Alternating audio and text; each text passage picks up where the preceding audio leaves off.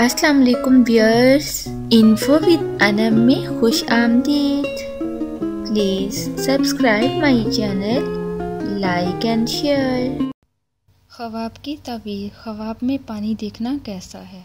حضرت ابن سیرین رحمۃ اللہ نے فرمایا ہے کہ اگر کوئی خواب دیکھے کہ وہ سطح آب پر پانی کی طرح چلتا ہے،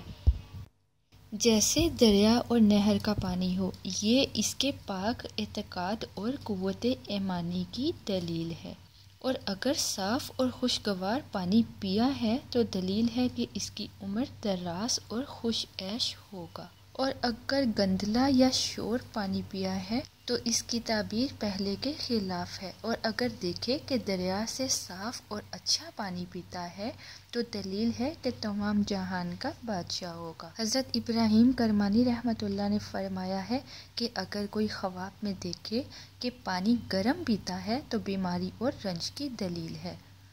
اور اگر دیکھے کہ اس پر گرم پانی ڈالا گیا ہے اور اسے خبر نہیں ہے تو دلیل ہے کہ بیمار ہوگا یا غم میں مبتلا ہوگا،